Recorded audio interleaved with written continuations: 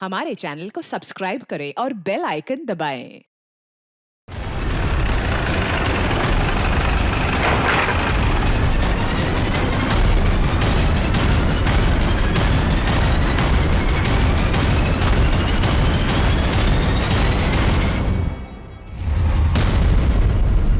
Sir, जिस तरह साड़ी को लपेटा गया है उसे देखकर तो यही लग रहा है कि मर्डर से पहले रेप हुआ है। जरा ठीक से चेक कीजिए। Yes sir.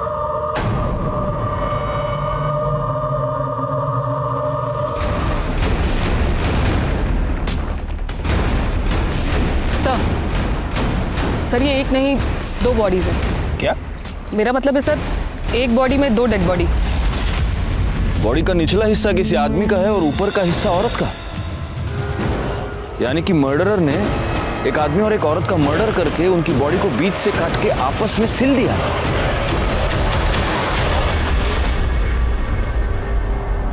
आज तक मैंने अपने करियर में बहुत सारे केसेस देखे हैं, लेकिन ऐसा वहशियाना तरीका मैंने पहली बार देखा। नमस्कार, मैं senior inspector Rajesh Jadhav, crime petrol Dastak के आज के इस भाग में आप सबका स्वागत करता हूं। आज मैं आपको उस केस के बारे में बताने जा रहा हूं जो मेरे पास तब आया था जब मैं मुंबई के बोरीवली पुलिस स्टेशन में पोस्टेड था।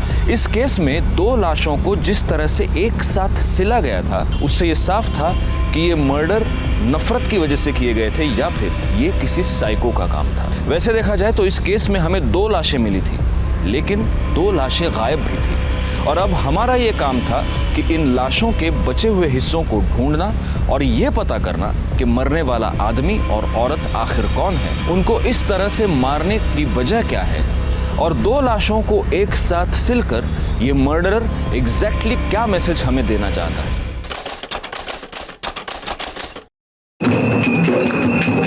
आयुष्मान बाबा की, आयुष्मान बाबा की, आयुष्मान बाबा की।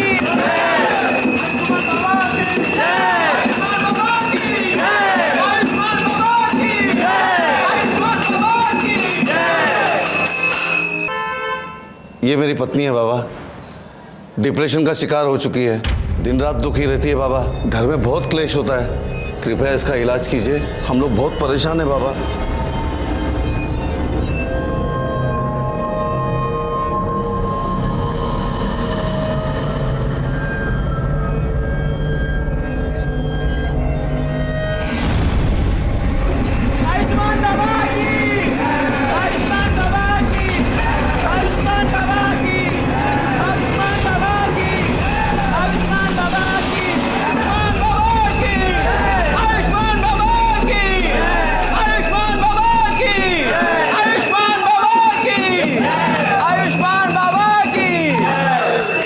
जा, ले जा अपनी पत्नी को घर, शीघ्र ही वह ठीक हो जाएगी। बाबा की जय हो, बाबा की जय हो। आओ भक्तों, बाबा का आशीर्वाद ले लो।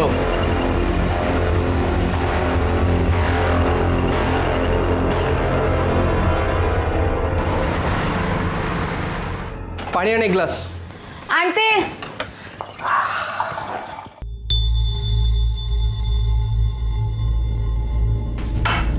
ये ले, घर खर्च के लिए। देख क्या रही है, पगार हुआ है आज। मुझे नहीं चाहिए तेरे पाप की कमाई।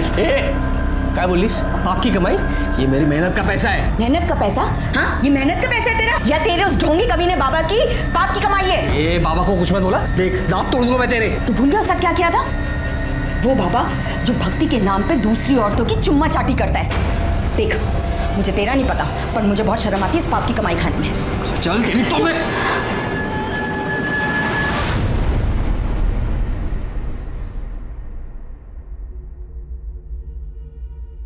सुनिए, मुझे कुछ पैसे चाहिए थे। देखो साक्षी, तुम्हें अच्छी तरह से पता है मुझे इस तरह के ढोंगी बाबा और उनके चमत्कार पे बिल्कुल विश्वास नहीं है, और ऐसे काम के लिए मैं तुम्हें 1 रुपया भी नहीं दे सकता हूँ। तुम्हें हो या ना हो, पर मुझे है, और ये सब मैं रिया के लिए तो कर रही हूँ ना। देखो साक्षी, मेरी प्यारी रिया को ठीक करने के लिए किसी ढोंगी बाबा की कोई जरूरत नहीं है, और खबरदार तुम इसे किसी के पास लेकर गई ऐसे बाबा के पास।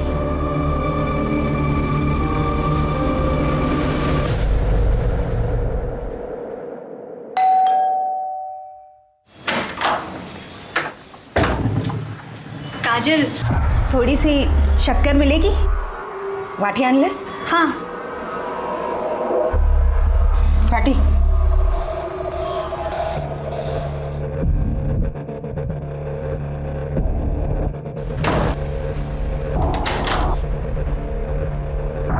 Again.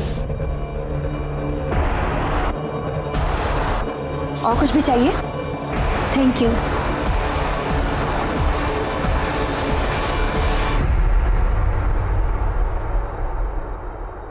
ठीक किया जो तुम इसे मेरे पास उपचार के लिए ले आई।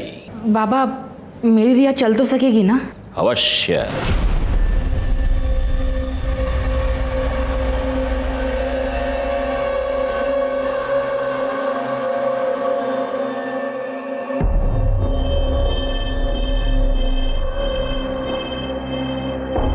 ले, ये तेल है, प्रतिदिन 3 प्रहर इस तेल से तेरी बच्ची के पैरों पर मालिश करना।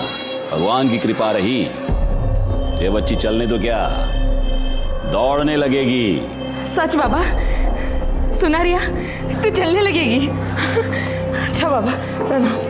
हाँ, चल। आयुष्मान बाबा की, आयुष्मान बाबा की, आयुष्मान बाबा की, आयुष्मान बाबा की।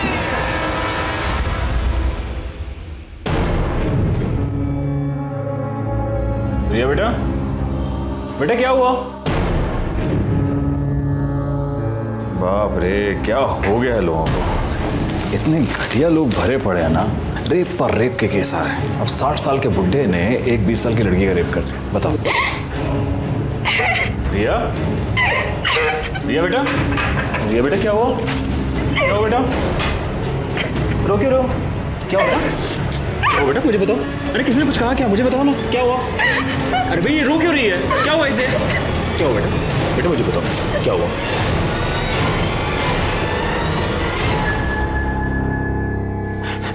सर सर सर देखिए ना सर, मेरी बेटी के साथ क्या हो गया सर? सर मेरी बेटी के साथ सर रेप हो गया है सर। आप प्लीज बैठिए और मुझे शांति से बताइए कि एग्जैक्टली क्या। सर मेरे मना करने के बाद भी ना मेरी बीवी साक्षी सर मेरी बेटी को ना उस ढोंगी बाबा के पास लेके जाती थी सर 6 महीने से। सर मैंने इसे मना भी किया था, लेकिन सर इसने मेरी एक बात नहीं सुनी सर। मैंने इसको बोला भी था सर। अरे एक मिनट, ये सब यहाँ नहीं चलेगा, ये पुलिस स्टेशन है। आप बैठिए प्लीज। मैडम आप बताइए क्या हुआ? सर रिया के पैर बहुत कमजोर है, सब कुछ करके देखे लेकिन कोई फर्क नहीं पड़ रहा था। तब मैंने बाबा के बारे में सुना, मैं रिया को उनके पास लेकर गई। बाबा ने इसकी नब्ज देखी और कहा कि ये ठीक हो सकती है। बाबा ने मुझे एक तेल दिया और कहा कि मैं उससे रिया के पैरों की मालिश करूं, लेकिन उससे भी कोई फर्क नहीं पड़ रहा था। मैंने बाबा को बताया तो उन्होंने कहा कि शायद मैं ठीक से मालिश नहीं कर रही हूँ, मैं रिया को उनके पास लेकर जाऊँ, वो मुझे सही तरीका बताएंगे। पहले तो मैं डर गई कि कोई अनजान आदमी मेरी बेटी के पैरों को हाथ लगाएगा। मेनका। जी बाबा। मेरी आंखों पर पट्टी बांधो।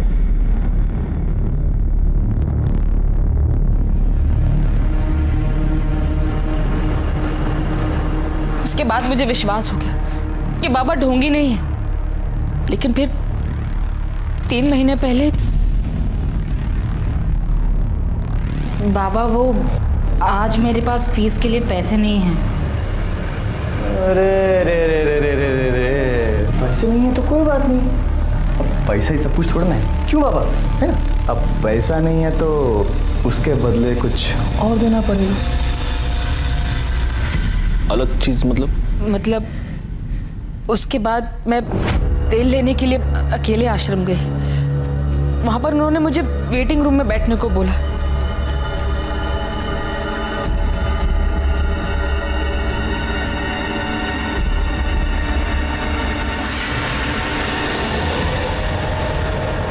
कौन था वो आदमी?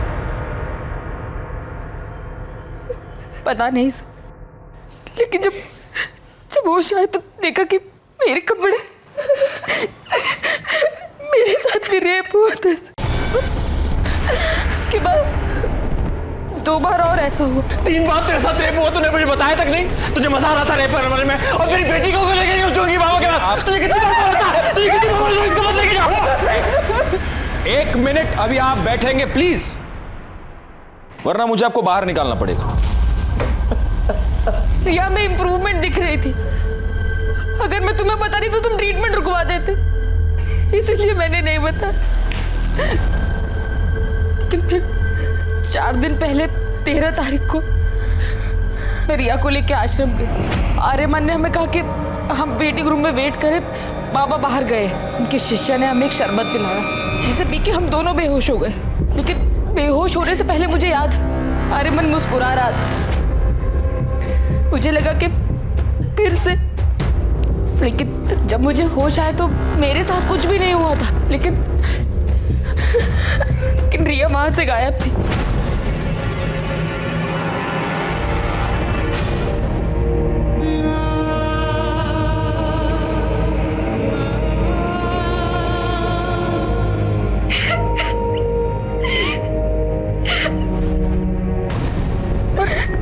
रिया मुझे ट्रीटमेंट रूम में मिली। मैंने आर्यमन से पूछा कि उसने ऐसा क्यों किया, तो उसने कहा कि उसने तो रिया को हाथ तक नहीं लगाया। लेकिन मैं जानती हूँ सर कि आर्यमन ने मेरे रिया के साथ रेप।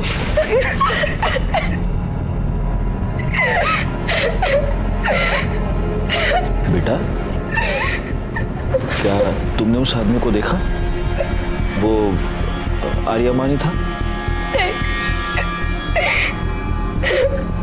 नहीं, आर्यमन नहीं, आयुष्मान बाबा थे। मुझे याद है, बेहोश होने से पहले जो आदमी मेरी तरफ आ रहा था, उसने वही चोला पहना था जो आयुष्मान बाबा पहनते। इंस्पेक्टर सर प्लीज उस बाबा और उसके बेटे को अरेस्ट कर लीजिए प्लीज सर। प्लीज सर, हमें न्याय दिलवा दीजिए प्लीज सर।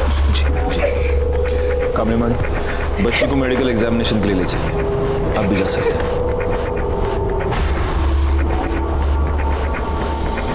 बैकवर्ड, हम चल के इस आयुष्मान बाबा से मिलते हैं।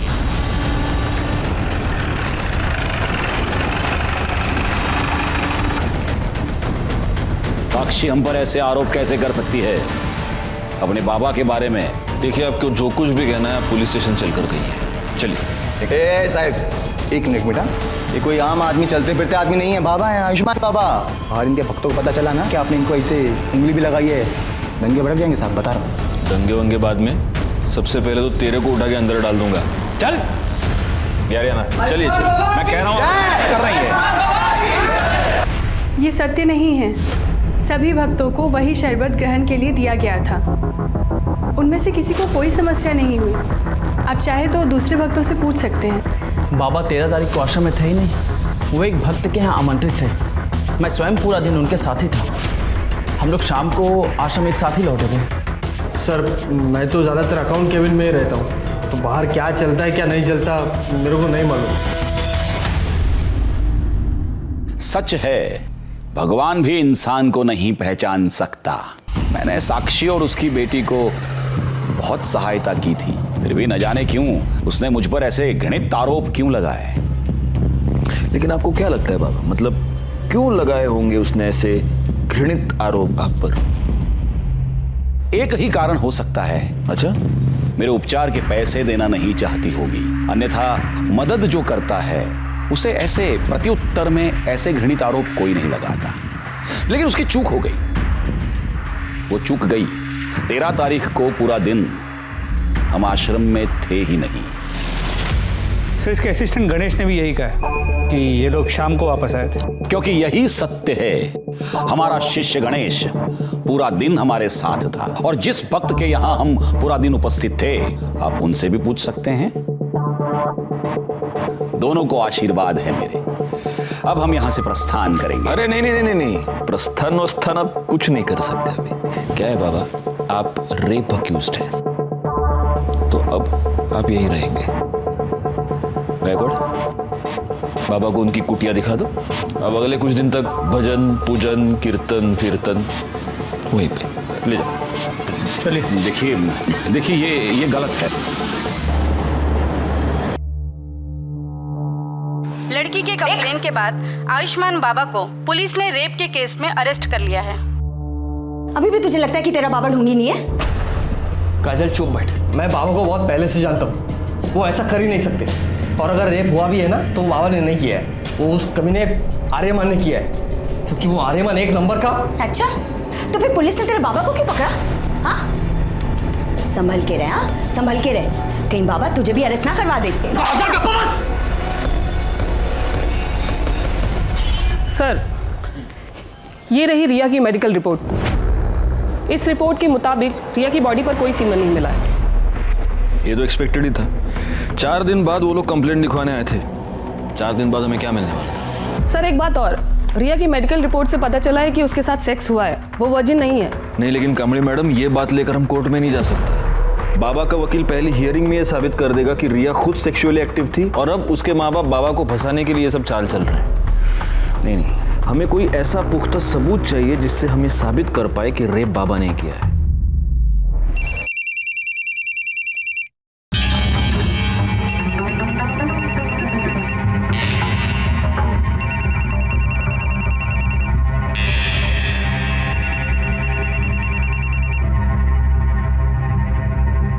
हेलो, तेरी हिम्मत कैसे हुई बाबा के खिलाफ कंप्लेंट लिखवाने की? भूल गई बाबा कौन है? या तो कंप्लेंट वापस ले, वरना हम तुझे और तेरी बेटी को छोड़ेंगे नहीं। नहीं, मेरी बेटी को कुछ मत करना।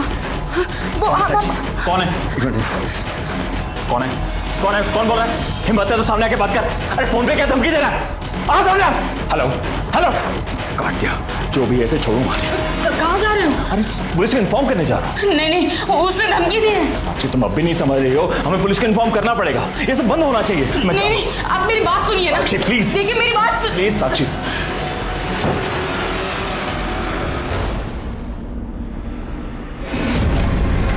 कुत्ते, पहले मेरी बीवी और बेटी के साथ रेप करता है और फिर बाद में धमकी भरे फोन करवाता है। तू सोचता मैं डर जाऊंगा? छोड़ूंगा नहीं तुझे साले। क्या चल रहा है?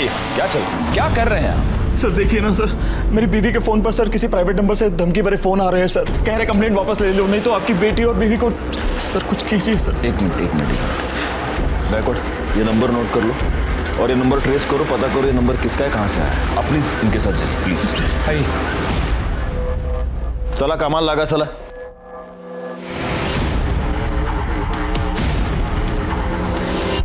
सर, आयुष्मान बाबा को बेल मिल गई है।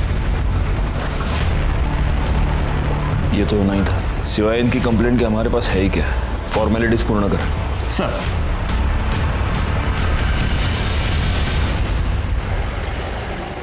रिया, भाई साहब, आपने रिया को कहीं देखा क्या? नहीं। रिया को कहीं देखा क्या? नहीं। वॉचमैन भैया, रिया को कहीं देखा क्या? साक्षी, क्या हुआ? भाभी, वो रिया ना नीचे वॉक करने के लिए आई थी। मैंने पूरा कंपाउंड देख लिया, कहीं मिल नहीं रही है। अरे इधर ही किधर होगी ना। क्या हुआ साक्षी? इतना घबराई हो क्यों? रिया कहीं मिल नहीं रही है प्रवीण। रिया? उसने उसे किडनैप कर लिया। उसने कहा था कि वो हम लोगों को नहीं छोड़ेगा और नहीं।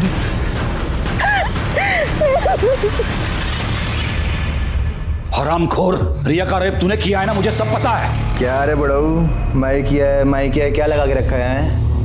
लड़की ने देखा तेरे को, स्टेटमेंट में नाम तेरा, तो मैं कैसे किया है हा? और वैसे भी वो जो तू आशीर्वाद के नाम पे वो जो चोला डाल के जो चुम्मा चाटी करता है, तो ठगी कौन? तू रेपिस्ट कौन? तू, मैं नहीं, समझा? बकवास बंद कर, मुझे सब पता है। बाबा को मिर्ची लगी रे बाबा को मिर्ची। लेकिन क्या करे, मैं देखा रे तेरे को उस दिन आश्रम आते हुए। झूठ बोल रहा है तू। उस दिन मैं आश्रम में था ही नहीं, मैं तो शाम को लौटा था। ये जो तेरी झूठ की खिचड़ी है ना, ये तो येड़ा गणेश है ना, उसके साथ मिलकर पुलिस से खिला, मेरे को नहीं। मैं देखा तेरे को उस दिन शाम को वापस आते हुए भी, और रिया के साथ कमरे में करते हुए भी। हाँ, तो मेरे साथ ना शानपंती नहीं। चल जा। बाबा वो साक्षी ठाकुर आई है, बहुत शोर मचा रही है और तमाशा भी कर रही है। जल्दी चलिए।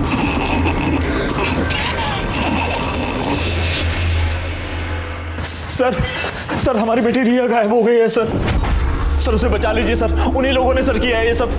लेकिन कब से गायब है वो? सर, वो शाम को 5 बजे रोज की तरह नीचे वॉक करने गई थी। अपना फोन भी घर पर भूल गई। जब 6 बजे तक घर नहीं आया तो मैं नीचे दिखने के लिए गई। पूरी बिल्डिंग, पूरा कंपाउंड, सब जगह दिख लिया, लेकिन रिया कहीं नहीं मिली।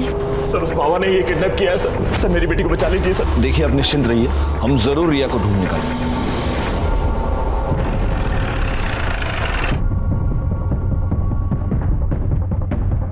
सर, बॉडी को सबसे पहले इन औरतों ने देखा। ये सुबह यहाँ कपड़े धोने आई थी तो इन्होंने बॉडी को देखा।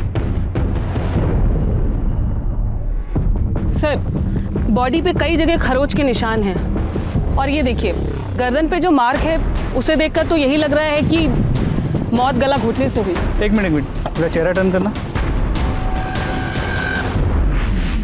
सर तो रिया ठाकुर है।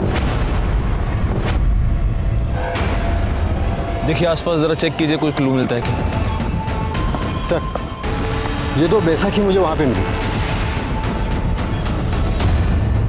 Kamya madam, sir forensic team को बुलाइए और बॉडी को पोस्टमार्टम के लिए भेज दीजिए। Okay sir. अब इस बाबा का टाइम आ गया है।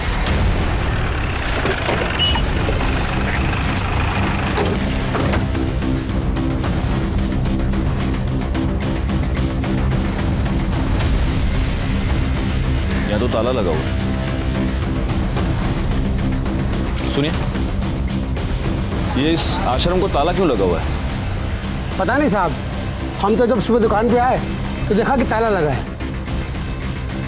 बैकवर्ड, एक काम करो, ये बाबा, उसका बेटा, इस आश्रम के लैंडलाइन नंबर्स सब फोन टैप करो और ये पता करो कि इस बाबा की और कहाँ कहाँ प्रॉपर्टी है और ज़रा इस बाबा के भी डिटेल्स निकालो। ये ओरिजिनली कौन है, कहाँ से आया है, और ये सारी डिटेल्स मुझे जल्द से जल्द चाहिए।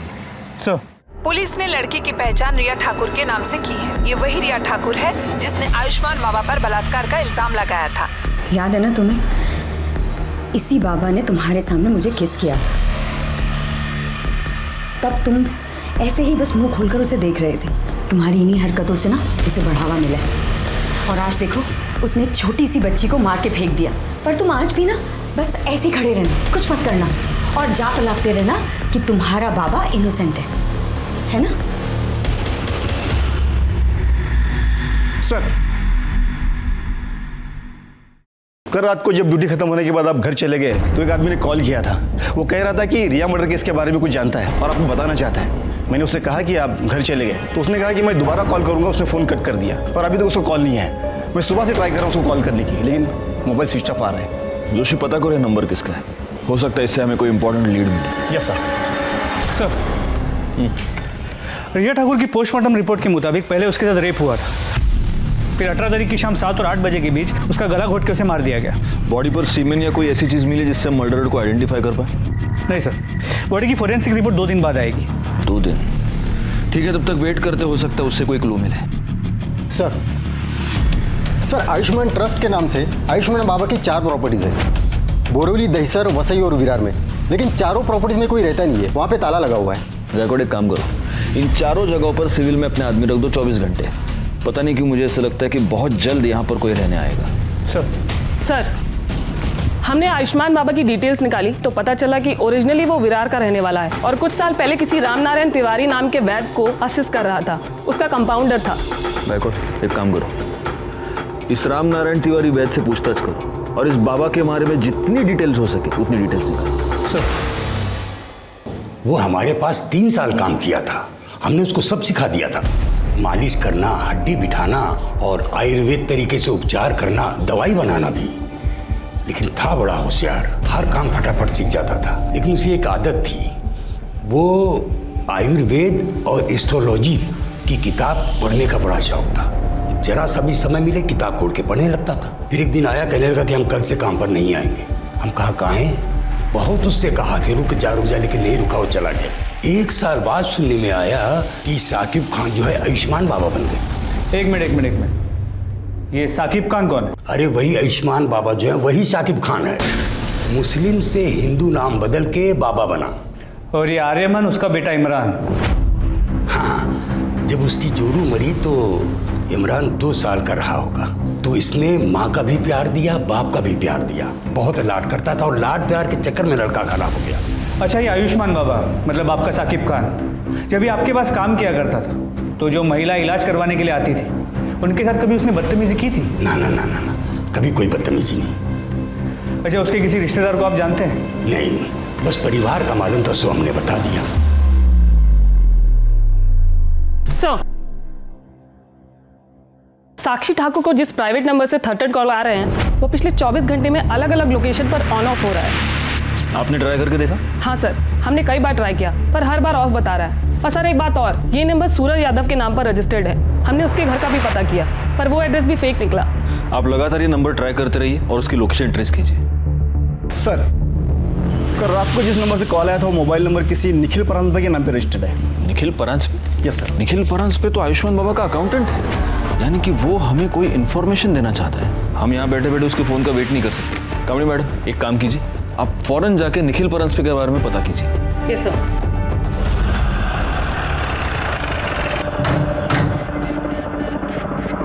क्या आप बता सकती हैं कि काजल और निखिल कहाँ गए हैं? हाँ मैडम, कल शाम को करीब 8 बजे मैंने काजल और निखिल दोनों को एक साथ जाते देखा। मैं तो खुद हैरान थी कि दोनों एक साथ कहाँ जा रहे हैं। मतलब 24 घंटे लड़ाई झगड़ा करते रहते हैं। किस बात पे? अब ये तो नहीं पता मैडम। एक बार मैंने काजल से पूछने की कोशिश की थी तो उसने मुझे कुछ नहीं बताया, लेकिन हाँ, उसका वो हीरो है ना, उसको जरूर बताया होगा। हीरो? कौन हीरो?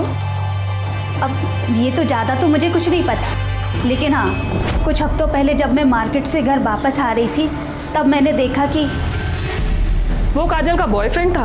अब ये सब तो मुझे नहीं पता, लेकिन हाँ, वो तभी आता था जब निखिल घर पर नहीं रहता था। कुछ दिनों पहले मैं काजल के घर शक्कर लेने आई थी, तब मैंने उसे बैठा देखा था। पहचान सकती हो कौन है वो? स्केच बनवा सकती हो? वो तो मैं नहीं बता सकती क्योंकि मैंने उसे सिर्फ 2 बार देखा है और वो भी पीछे से। निखिल और काजल का फ़ोन नंबर और फोटो तो होगा ही आपके पास? जी।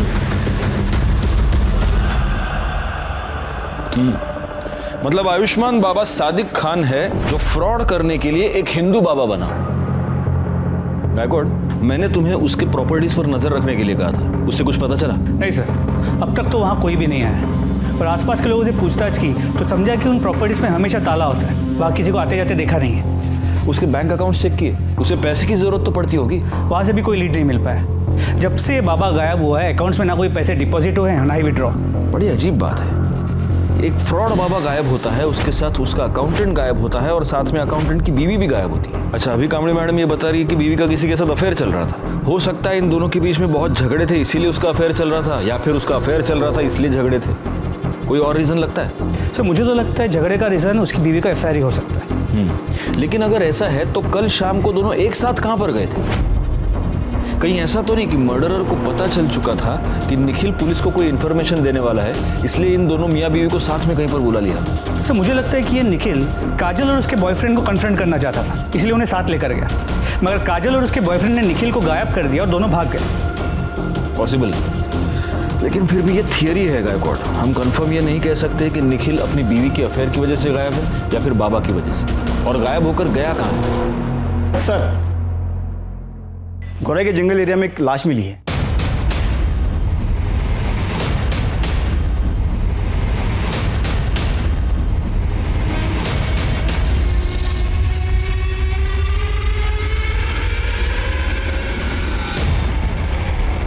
सर, ये बॉडी तो काजल परांजपे की है। What? Yes sir. सर, जिस तरह साड़ी को लपेटा गया है उसे देखकर तो यही लग रहा है कि मर्डर से पहले रेप हुआ है। जरा ठीक से चेक कीजिए। Yes sir.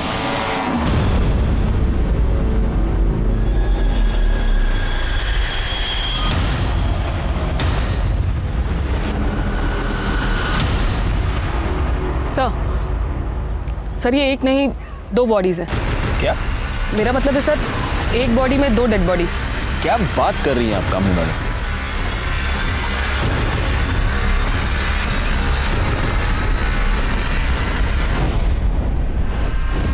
बॉडी का निचला हिस्सा किसी आदमी का है और ऊपर का हिस्सा औरत का है। या तो ये निखिल हो सकता है या फिर काजल का बॉयफ्रेंड। ये हो सकता है कि निखिल ने काजल को और उसके बॉयफ्रेंड का मर्डर करके उन दोनों की लाश को ऐसे इस तरह से सिल दिया होगा। पर सर, बॉडी को कोई इस तरह स्टिच क्यों करेगा? हो सकता है वो ये स्टेटमेंट करना चाहता हो कि तुम दोनों का अफेयर था, तुम दोनों एक साथ आना चाहते थे, लो मैंने तुमको मार के एक कर दी। निखिल तो साइको लग रहा है। बिल्कुल है, लेकिन ये सब तब तक एक थियरी है जब तक हमें ये पता नहीं चलता कि ये बॉडी का निचला हिस्सा आखिर किसका है। कामड़ी मैडम, सर, बॉडी को पोस्टमार्टम के लिए भेजने का इंतजाम कीजिए और फॉरेंसिक टीम को बुला लीजिए। Yes sir. गायकवाड़, आओ। पता कैसे चलेगा कि ये बॉडी का निचला हिस्सा किसका है? सर एक आइडिया है, काजल के नेबर्स ने कहा था कि उन्हें यहाँ 1 साल हो गया है। हो सकता है इस बीच वो कभी बीमार पड़े और कभी अपना ब्लड टेस्ट किया, तो आसपास के लैब से कुछ इन्फॉर्मेशन मिल सकती है। मतलब ब्लड ग्रुप से? जी सर। Good idea. एक काम करो, उनके घर के आसपास जितने भी पैथोलॉजी लैब्स हैं वहाँ पर पता करो इमीडिएटली। सर पैथोलॉजी लैब से मिली रिपोर्ट और पोस्टमार्टम रिपोर्ट में जो ब्लड ग्रुप आया है उससे ये साफ होता है कि लोअर बॉडी निखिल परांजपे की है। नहीं, लेकिन अगर निखिल परांजपे और काजल के बॉयफ्रेंड का ब्लड ग्रुप सेम हुआ तो? सर ये तो मैंने नहीं सोचा था। पोस्टमार्टम रिपोर्ट के मुताबिक काजल का मर्डर 19 मई को रात 9 से 10 के बीच हुआ है और मृणाल ने हमें बताया कि उसने उन दोनों को 8 बजे घर से निकलते हुए देखा। मतलब निखिल ने यहाँ फ़ोन करने के तुरंत बाद। Excuse me. हेलो, ठीक है सर। गोरे के डंपिंग ग्राउंड के पास 2 आधी कटी हुई डेड बॉडीज मिली।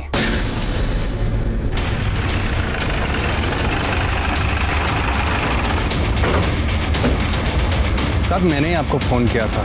सुबह जब काम पे जा रहा था तभी ये मैंने देखा और 100 नंबर पे मैंने डायल किया। थैंक्स। जोशी बघा।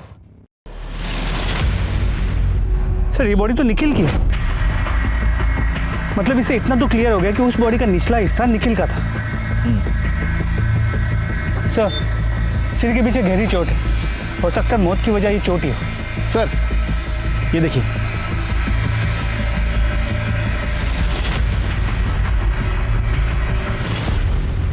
गायकवाड़, अपनी फॉरेंसिक टीम को बुलाओ और उनसे कहना कि इस बार मुझे रिपोर्ट जल्द से जल्द चाहिए। सर।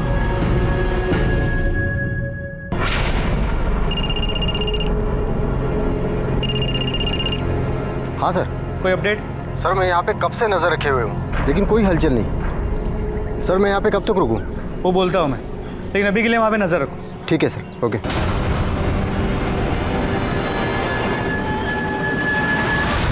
हे शिंदे ना येऊ सर।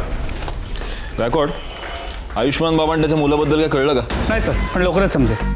और सर ये निखिल की पोस्टमार्टम रिपोर्ट, इसके मुताबिक उसकी मौत 19 मई की रात 9 और 10 के बीच हुई है और मौत की वजह सर पे रॉड जैसी किसी चीज़ से वार किया जाना है।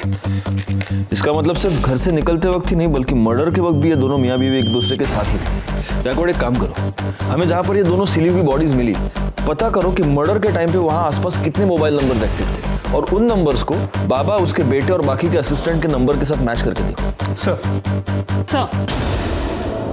ये रहे काजल के कॉल रिकॉर्ड्स। इस कॉल रिकॉर्ड के मुताबिक काजल के कॉल्स की ड्यूरेशन 1 से 1.5 मिनट थी सिवाय एक नंबर को छोड़ के। खोपली में एक नंबर है, 3 हफ्ते पहले काजल ने उस पर 20 मिनट तक बात की थी। किसका नंबर है? काजल की माँ मुक्ता।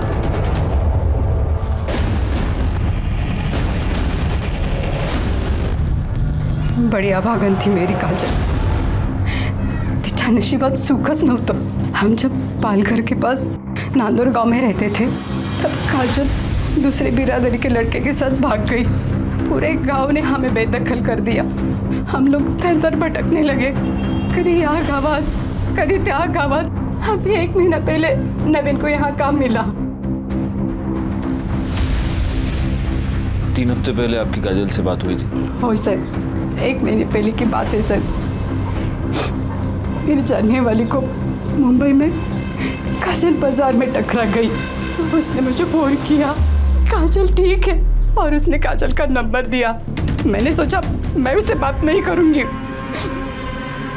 पर क्या करूं, माँ हूं ना। मैंने उसे फ़ोन किया, बड़ी खुश लग रही थी वो फ़ोन पर। उसने कहा कि वो मुझसे मिलने आने वाली है, पर नहीं, वो नहीं आई। उस निखिल के घर वालों ने ही मारा है साहब मेरी ताई को।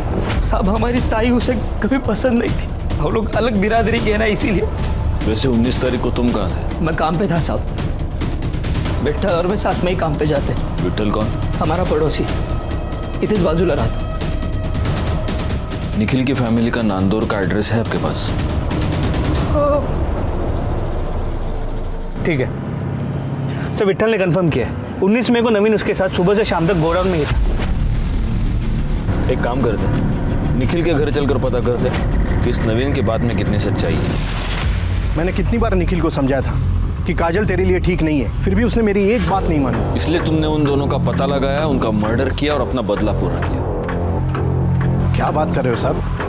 मैंने खुद उन दोनों की शादी करवाई थी। बिरादरी में रहने के लिए नाटक किया था कि वो दोनों गांव से भाग गए। दरअसल मुझे पहले से ही पता था कि वो दोनों मुंबई में कहाँ रहते हैं, क्योंकि वो घर मैंने ही भाड़े पे लेके दिया था उन्हें। हर दूसरे दिन मेरी निखिल से बात होती थी। फिर मैं अपने बेटे और बहू को क्यों मारूंगा? फिर एक बार हम डेड एंड पर आकर पहुंच चुके थे। हालांकि फॉरेंसिक रिपोर्ट से यह पता चला था कि रिया के नाखून में किसी के स्किन फ्रैगमेंट्स पाए गए थे, लेकिन वो स्किन फ्रैगमेंट्स किसके थे ये पता लगाने का कोई भी तरीका हमारे पास नहीं था। दूसरी तरफ हमारी ये थियरी थी कि काजल और निखिल का मर्डर या तो काजल के लवर ने किया है या आयुष्मान बाबा ने।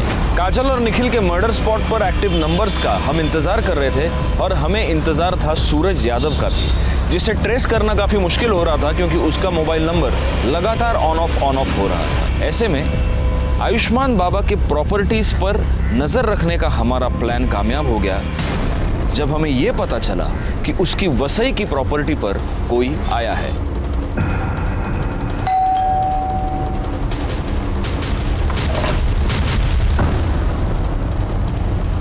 जी, आपका नाम? माजिद खान। सादिक खान को जानते हैं? हाँ, वो हमारे फूफी के लड़के हैं, हमारे बड़े भाईजान हैं। बड़े ताज्जुब की बात है माजिद साहब, आपकी आवाज़ आपके फूफी के लड़के से बहुत मिलती जुलती है। देखिए, आप हमें खामखा परेशान कर रहे हैं। हमारे बड़े भाईजान का उन्होंने जो किया है उससे हमारा कोई वास्ता नहीं है। गायकवाड़,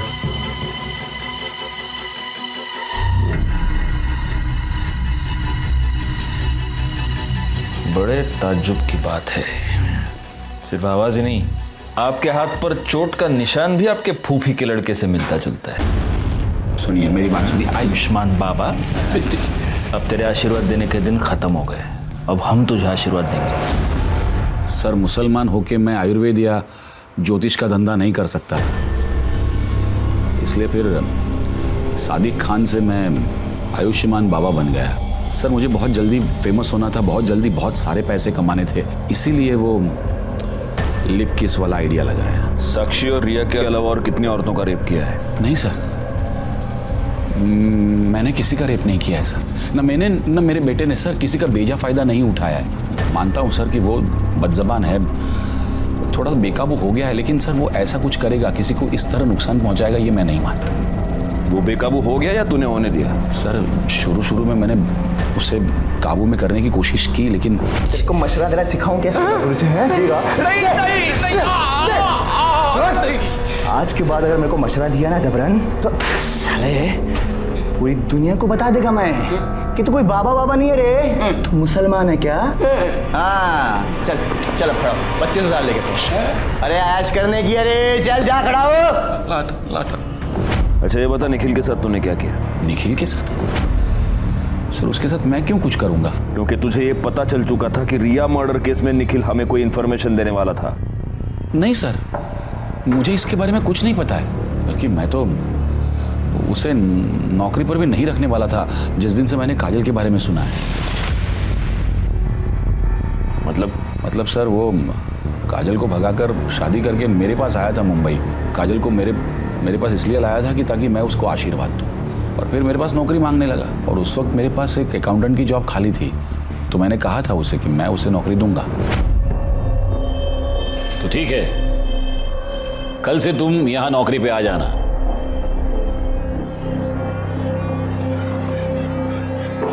मेरी बीवी है।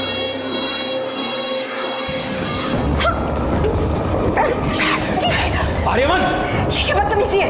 ये क्या कर रहे हो तुम? क्यों चिल्ला रहा है? आशीर्वाद तो दिया है जैसे तू देता है। निखिल, रिया और काजल तीनों का मर्डर हुआ है। बता, इसमें से कौन सा खून तूने किया, कौन सा तेरे बेटे ने किया, या दोनों ने मिलके किए तीनों खून? नहीं सर, हमने किसी का खून नहीं किया, सच कह रहा हूँ सर। अगर मर्डर नहीं किया तो भाग क्यों गया था? रिया के बारे में सुन के डर गए थे हम लोग। बेटा कहाँ है तेरा? कहाँ छुपा के रखा है उसको? जिस दिन से आश्रम से भागा उस दिन से वो गायब है सर। गायकवाड़, इसका डीएनए टेस्टिंग कराओ। रिया के नाखून में जो स्किन का फ्रैगमेंट मिला उससे मैच करके देखो। आयुष्मान बाबा आखिर तक यही कहता रहा कि वो निर्दोष है, और हमारे पास भी उसके खिलाफ कोई भी पुख्ता सबूत नहीं था। हम उसके डीएनए टेस्ट के रिजल्ट का इंतजार कर रहे थे। आर्यमान अभी तक गायब था। ऐसे में हमारे पास उन फ़ोन नंबर्स की लिस्ट आई जो 19 मई को रात 9 से 10 के बीच निखिल और काजल के मर्डर स्पॉट पे एक्टिव थे। वो 3 नंबर्स थे और उन 3 नंबर्स में से एक नंबर के बारे में हमें पहले से ही पता था।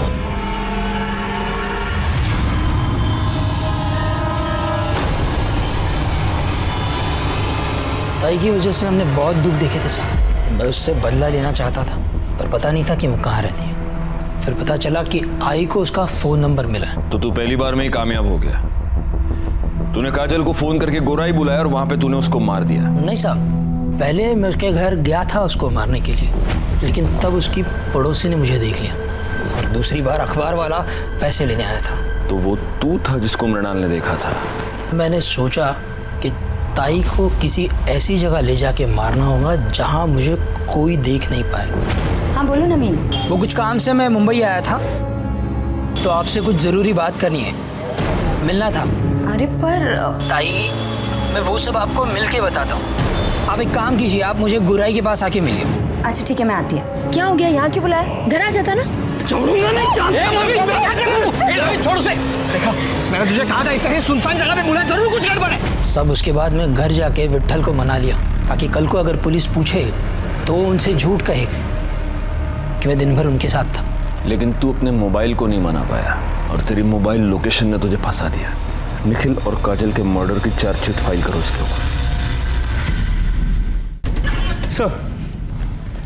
सर इन्फॉर्मेशन मिली थी कि सूरज यादव, जिसने साक्षी को थ्रेटनिंग कॉल किया था, वो एक प्रोस्टिट्यूट के पास रेगुलरली जाता है। सर उसी एरिया में भी सूरज का फ़ोन स्विच ऑन हुआ और उसने एक फ़ोन कॉल किया जिसे हमने रिकॉर्ड कर लिया है।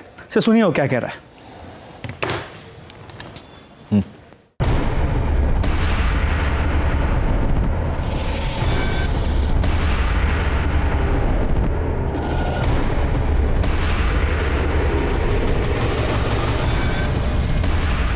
एक मिनट गायकवाड़, इसका नाम सूरज यादव है ना? तो ये इस तरह से हिंदी क्यों बोल रहा है?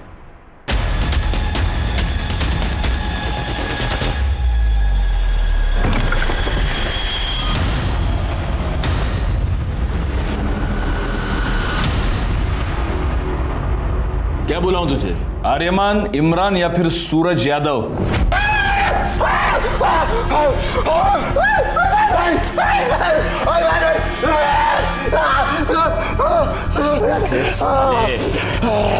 रिया के नाखून में जो स्किन मिला है ना, उससे तेरे बाप का डीएनए 50% मैच होता है। इसका मतलब तेरा पूरा 100% होगा। इसलिए मैं बोल रहा हूँ नाटक मत कर, क्योंकि हम ये आसानी से प्रूव कर सकते हैं कि तूने रिया का मर्डर किया।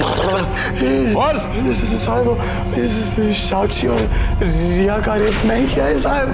अब्बू का चोला अपने ऊपर डाल लिया था कि कहीं बीच में थोड़ा बहुत भी होश आए तो लगे कि अब्बू ने गलत काम किया है। मर्डर क्यों किया रिया का? मैं बस कंप्लेंट वापस करवाना चाहता था साहब, पर वो रिया का बाप है ना, फोन पे बहुत अकड़ रहा था साहब, बहुत उल्टा सीधा बोला मेरे को, दिमाग पूरा चला गया था मेरा। बस मैंने सोच लिया था साहब कि इस साले को सबक सिखा के रहेगा मैं। मेरे को पता था कि रिया रोज शाम को ना कंपाउंड में वॉक करने को आती, और शायद उसके बाद उसकी बॉडी रात को मैं ठिकाने लगा दिया। पर ये सब बूढ़ा हुआ ना, वो मेरा अबू, उसने मेरे को सब करते हुए देख लिया था साहब। बहुत घबरा गया था साहब, वो बहुत डर गया था, जबरदस्ती मेरे को छुपाया साहब। साक्षी और रिया पर रेप करने के जुर्म में और रिया के मर्डर के जुर्म में तुमको अरेस्ट करता हूँ। चार्जशीट फाइल करो। फॉरेंसिक रिपोर्ट से यह साबित हो गया कि वो स्किन आर्यमान की थी। निखिल काजल मर्डर केस और रिया मर्डर केस फाइनली सॉल्व हो गए। नवीन, जिसने अपनी बहन को एक भयानक, एक दर्दनाक मौत दी, उसका पूरा प्लान उसकी फोन की वजह से फेल हो गया। रिया, जो कि शारीरिक रूप से कमजोर थी, अपने मां के अंधविश्वास और अंधभक्ति की भेंट चढ़ गई। इसी के साथ मैं सीनियर इंस्पेक्टर राजेश जाधव आपसे विदा लेता हूँ। दोबारा मिलूंगा, तब तक सतर्क रहिए और देखते रहिए क्राइम पेट्रोल दस्तक, क्योंकि मकसद बताना नहीं, बचाना है। जय Hind. For more updates, subscribe to our channel, click the show links and enjoy watching the videos.